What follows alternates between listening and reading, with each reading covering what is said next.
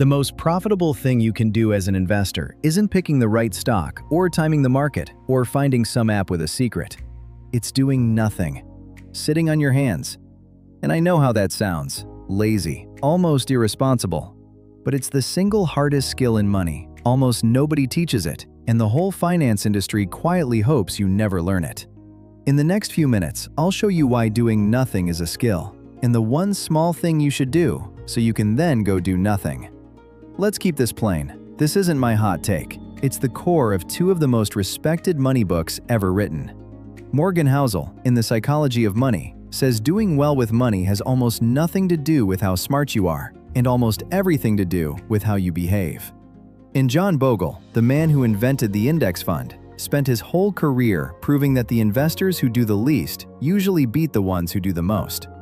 So when I say do nothing, I'm standing on their shoulders, not making it up. Let me make it plain. Imagine you plant a tree. The way to kill it isn't neglect, it's digging it up every few weeks to check the roots. Investing is the same. Every time you panic sell because the news is scary, or jump to a hot new thing because someone online is shouting, you're digging up the tree. Doing nothing means you plant it in good soil and you let it grow. The skill isn't action. The skill is the self-control to not act when every cell in your body is screaming at you to. And here's why it's true, not just nice sounding. Markets spend a lot of time wobbling and going sideways, then climb over long stretches. The investor who checks daily feels every wobble and bails at the worst moment.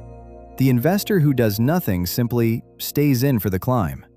Same investment, completely different result. The only difference was behavior. That's Housel's whole point. The gap between a good investor and a bad one usually isn't knowledge, it's the ability to sit still. There's a reason this is so hard, by the way, and it's not your fault.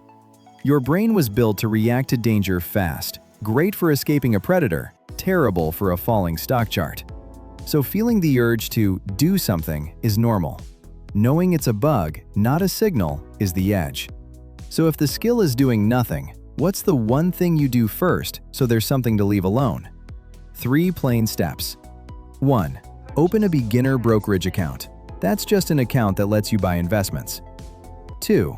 Put it into something boring and spread out, like an index fund, which is simply a basket that owns a tiny slice of hundreds of companies at once, so no single one can sink you. 3. And this is the magic. Turn on one small automatic deposit, so money goes in by itself on a schedule, whether you're paying attention or not. That last step is the trick, because it turns doing nothing from a willpower battle into a system. You're not relying on discipline every week. You set it once, and the doing nothing happens automatically. The beginner app I'd use to set this up is in the description, US and EU options, because the right one depends on where you live. I only link things I'd use myself. And the 2 books I quoted, Housel and Bogle, are down there too. They're genuinely the best $10 you'll spend on this. Now the honest caveat, because I won't pretend this is free magic. Doing nothing does not mean you'll never see a loss. Some years the value will drop, and it'll feel awful, and the urge to dig up the tree will be strongest exactly then. Nothing here is guaranteed. The claim isn't you can't lose. The claim, backed by Bogle's decades of data, is that patient and boring has beaten busy and clever for most ordinary investors most of the time. So, plain recap. The hard skill in investing is inaction. Plant the tree, a boring, spread-out fund.